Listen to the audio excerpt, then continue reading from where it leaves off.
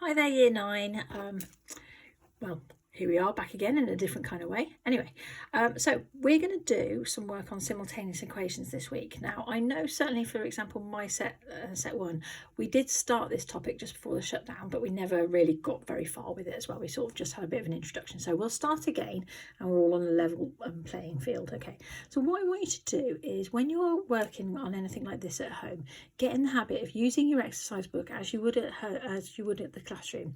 Okay, date your work. Now, I'm more than happy if you just put week beginning 20th of April. Every week you're just going to have 3 lessons, okay? So you'll see on the plan that you've just been following that you've got 3 lessons in a sequence. You have at least 1 or 2 tasks each week which will be like online. So for example, My Maths or Active Learn. I know a lot of you had a few glitches with Active Learn, so I'll probably try and use My Maths tasks, and that way I can check that you're understanding everything and that you're able to do the work that I'm set. Now, I am trusting you a lot on some of these things to make sure that you get the notes done, you have a go at the questions, and you mark them yourself. Okay, now with simultaneous equations, you do have to show all of your workings. Now, we have a little mantra that helps us with simultaneous equations. That's signs the same, we subtract, and signs are different, we add. And that we always go back to. Now, we're always looking for an identical term. And in this first lesson, we're going to have an identical term. So if we look at the first set of simultaneous equations, we've got 3x and 2y makes 54, and 2x minus 2y equals 16. Now, they're called simultaneous equations because there are 2 equations that we must solve at the same time. Now, we have to look for an identical term. Now, the x's are different, but the y's are the same. Okay, so what I do is often, this is what we did back in the classroom, is we put a box around the identical term. Now, 2y and 2y. It doesn't matter if they've got different signs. This is where this bit comes in. So if the signs are the same, we subtract them. If they're different, we add them. So we can see that they're different. One's positive and one's negative. So we need to add them. So we add our 2 equations. So we keep them all lined up. So 3x and 2x is going to be 5x. Now 2y and minus 2y is 0. So it's eliminated. Hence it's called the elimination method. And 54 and 16 is 70. So 5x is 70, so x is therefore 14. Now, once you know the solution of one of them, you put it back into the equation to work out the other one. So you can put it back into any of the equations. Generally, I'll put it back into the first one. So we're going to substitute that in. Okay, so we write substitute. Okay, so we know x is 14, so 3 times 14 would be 42. So that would be 42, add 2y, makes 54. Therefore 2y must be worth 12, so y is worth 6. So my 2 solutions then are x equals 14 and y equals 6. Okay, highlight your solutions. Okay, make sure it's clear. Now, it's all very well, you could do this by trial and error, I suppose, but with this you have to show how you eliminated one of the terms, okay, and then how you substituted in.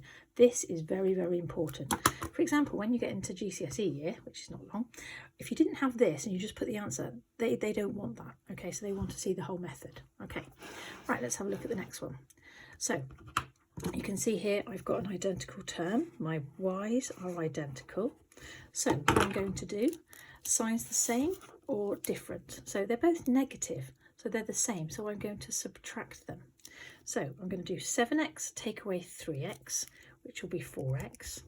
This is eliminated because minus 4y minus minus means add, so that's eliminated. 80, subtract minus 80. Remember, 80 subtract minus 80. If we subtract a negative, remember if we take away the negativity, we make it more positive, so that means add, so that would be 160. So therefore x is 40. Now once you know that solution, you put it back into one of your equations. I'm going to put it back into the first one. So if x is 40, 7 40s make 280. Okay, subtract 4y makes 80. So 280 take away 200 makes 80. So 4y must be worth 200. So y is worth 50. Okay, so my 2 solutions, I'll make them clear. X is 40 and y is 50. Okay, highlight them out so we can see them clearly. Right, the next one. Now this time my x's are the same. Okay, I've got 10x and 10x. Now the signs on my x's, okay, if I put a box around these, okay, can you see they're both positive? Because there's no sign there, it means they're both positive, so they are the same. So I need to subtract.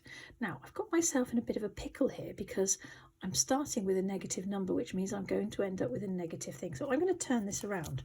So I'm going to have 4y is 16 and minus 10y is minus 40, just to make it a little bit easier.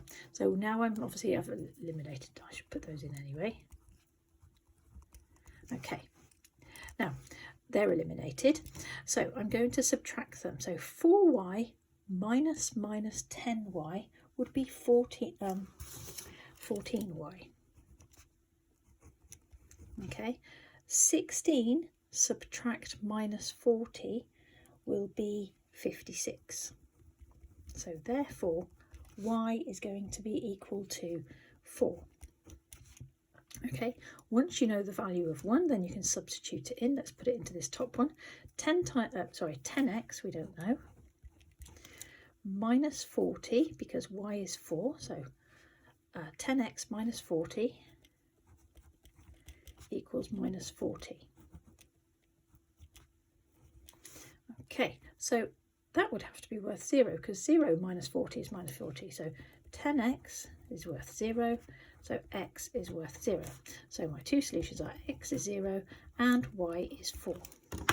Okay, right, I've left you some questions now for you to have a go at. Now I have given you the answers, so year 9, I really am trusting that you show all your working. Some of you I'm going to ask you to photograph your work and send it to me, okay, but I'm trusting you go through, you check your answers. If you haven't got the correct answer, then go back and try again. Okay, good luck. Okay, see you next time. Bye bye.